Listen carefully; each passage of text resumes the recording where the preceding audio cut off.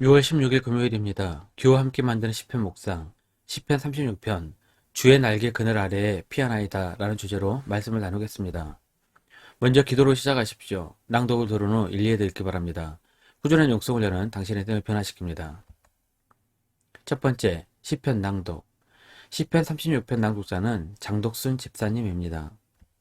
시편 36편. 악인의 죄가 그의 마음속으로 이르기를 그의 눈에는 하나님을 두려워하는 빛이 없다 하니 그가 스스로 자랑하기를 자기의 죄악은 드러나지 아니하고 미워함을 받지도 아니하리라 하미로다. 그의 입에서 나오는 말은 죄악과 속임이니라. 그는 지혜와 선행을 그쳤도다. 그는 그의 침상에서 죄악을 피하면 스스로 악한 길에 서고 악을 거절하지 아니하는도다. 여호와여, 주 인자하심이 하늘에 있고 주 진실하심이 공중에 사무쳤으면 주 의는 하나님의 산들과 같고 주 심판은 큰 바다와 같으니이다. 여호와여, 주는 사람과 짐승을 구하여 주시나이다. 하나님이여, 주의 인자하심이 어찌 그리 보배로우신지요. 사람들이 주의 날개 그늘 아래 피하나이다. 그들이 주의 집에 있는 살찐 것으로 풍족한 것이라. 주께서 주의 복락의 강물을 마시게 하시리이다. 진실로 생명의 온천이 주께 있사오니 주 빛 안에서 우리가 빛을 버리리이다. 주를 아는 자들에게 주의 인자하심을 계속 베푸시면 마음이 정직한 자에게 주 공의를 베푸소서. 교만한 자의 발이 내게 이르지 못하게 하시며 악인들의 손이 나를 쫓아내지 못하게 하소서. 악을 행하는 자들이 거기서 넘어졌으니 엎드려지고 다시 일어날 수 없으리이다. 두 번째, 시편 36편 해설. 시편 36편은 탄식 시편이면서 지혜 시편입니다. 이 시편은 악으로 가득한 세상에서 살아가야 하는 하나님의 자녀들에게 주신 하나님의 복에 대한 아름다운 묵상입니다. 1절입니다. 악인의 죄가 그의 마음속으로 이르기를 그의 눈에는 하나님을 두려워하는 빛이 없다 하니. 1절은 사도 바울이 로마서 3장에서 인용했습니다. 로마서 3장 18절입니다. 그들의 눈앞에 하나님을 두려워함이 없느니라 함과 같으니라. 악인들은 하나님을 두려워하지 않습니다. 죄를 짓는 자들이 법을 전혀 두려워하지 않고 무시하며 사는 것과 같습니다. 심지어는 자신들의 죄를 자랑하고 있기까지 합니다. 2절입니다. 그가 스스로 자랑하기를 자기의 죄악은 드러나지 아니하고 미워함을 받지도 아니하리라 하미로다. 악을 행하고도 부끄러움을 모르는 것은 죄가 심각한 상태입니다. 깊은 멸망의 상태에 이른 것입니다. 예레미야 6장 15절입니다. 그들이 가증한 일을 행할 때 부끄러워하였느냐 아니라 조금도 부끄러워하지 않을 뿐 아니라 얼굴도 붉어지지 않았느니라. 그러므로 그들이 엎드려지는 자와 함께 엎드려질 것이라. 내가 그들을 벌하리니 그때 그들이 거꾸러지리라. 여호와의 말씀이니라. 죄는 지혜를 가립니다. 그래서 사리 분별을 하지 못하게 되고 계속해서 죄의 늪에 호적거리게 합니다. 3절 4절입니다. 그의 입에서 나오는 말은 죄악과 속임이라. 그는 지혜와 선행을 그쳤도다. 그는 그의 침상에서 죄악을 꾀하며 스스로 악한 길에 서고 악을 거절하지 아니하는도다. 악인은 침상에서 죄악을 꾸미지만 복 있는 사람은 침상에서 하나님의 말씀을 묵상합니다. 시편 63편 6절입니다. 내가 나의 침상에서 주를 기억하며 새벽에 주의 말씀을 작은 소리로 읊조릴 때에 하오리니. 죄를 지을 수 있습니다. 죄의 수치심을 느끼면 아직 내 영혼은 살아있는 것입니다. 침상에서 죄를 기억하지 말고 하나님의 말씀을 묵상하는 교우들이 되시기를 축복합니다. 세 번째, 왜 악인과 공존하며 살아야 하는가? 시편은 사람을 두 부류로 나눕니다. 복 있는 자와 악인입니다. 시편 1편 1절입니다.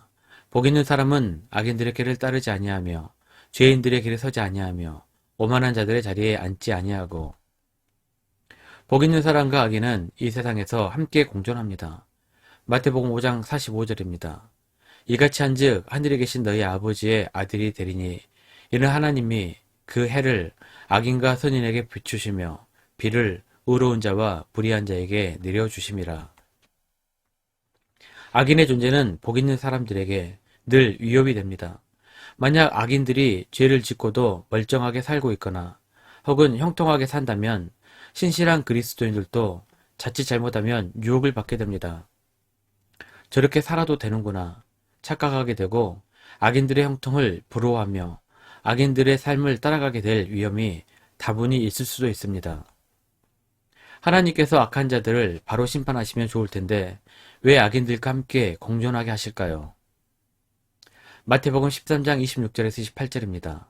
싹이 나고 결실할 때에 가라지도 보이거늘 집 주인의 종들이 와서 말하되 주여 밭에 좋은 씨를 뿌리지 아니하였나이까? 그런데 가라지가 어디서 생겼나이까? 주인이 이르되 원수가 이렇게 하였구나. 종들이 말하되 그러면 우리가 가서 이것을 뽑기를 원하시나이까? 종들의 말에 주인은 이렇게 대답합니다. 마태복음 13장 29절 30절입니다. 주인이 이르되 가만두라. 가라지를 뽑다가 곡식까지 뽑을까 염려하노라. 둘 다 추수 때까지 함께 자라게 두라. 추수 때에 내가 추수꾼들에게 말하기를 가라지는 먼저 거두어 불사르게 단으로 묶고 곡식은 모아 내 곡간에 넣으리라 하리라. 모든 죄에 즉각 심판이 내려지게 되면 의로운 자들도 악인과 함께 뽑힐 염려가 있습니다. 모든 사람은 죄인이기 때문입니다. 우리도 의인이 아니라 죄인입니다. 단지 하나님께서 의롭다고 인정해 주신 것일 뿐입니다. 로마서 3장 24절입니다. 그리스도 예수 안에 있는 성령으로 말미암아 하나님의 은혜로 값없이 의롭다 하심을 얻은 자 되었느니라.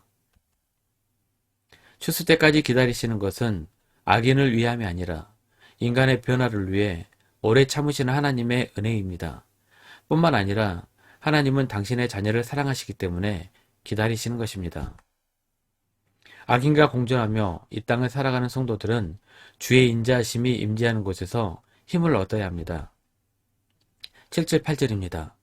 하나님이여 주의 인자하심이 어찌 그리 보배로우신지요.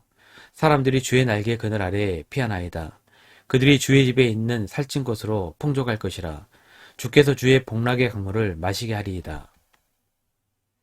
주의 날개 그늘 아래 혹은 주의 집은 하나님의 임재가 있는 곳, 즉 성전입니다. 하나님이 임재하시는 성전을 찾는 자들은 힘을 얻고 복을 받게 될 것입니다. 하나님의 은혜를 입은 자들은 악한 자들이 결국에는 무력해지고 하찮은 존재가 될 것을 확신하며 이렇게 기도해야 합니다. 11절 12절입니다.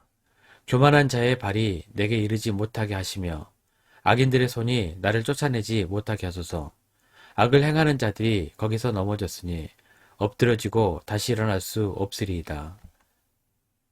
말씀 요약합니다. 첫 번째, 우리는 악인과 공존하여 살 수밖에 없습니다. 이것도 우리를 향하신 하나님의 은혜입니다. 하지만 추수 때에는 반드시 죄인은 심판을 받게 됩니다. 두 번째, 죄를 지울 수 있습니다. 죄의 수치심을 느끼면 아직 내 영혼은 살아있는 것입니다. 침상에서 죄를 계획하지 말고 하나님의 말씀을 묵상하는 교우들이 되시기를 축복합니다. 성경 1년 성경 일독 주간 계획입니다. 오늘은 금요일 시편 43편에서 45편까지 말씀을 천천히 묵상하십시오. 6월 중보기도 제목입니다. 5가지 기도 제목 충분히 기도하시고 교회와 개인 기도 시간을 가지시기 바랍니다. 가정에서 기도하시기 힘드신 분들은 주중 기도 시간을 이용하시면 됩니다. 주중 기도회는 새벽 6시부터 밤 10시까지입니다. 편하신 시간에 나오셔서 정기적으로 기도하시기 바랍니다. 하루 30분씩 최선을 다하시기 바랍니다. 그러면 여러분의 삶이 변화될 것입니다. 영상을 다 보신 분들은 확인 문자를 보내시거나 유튜브에 댓글로 달아주시면 정기적인 영성 훈련에 도움이 될 것입니다. 오늘 하루도 승리하시기를 기도합니다.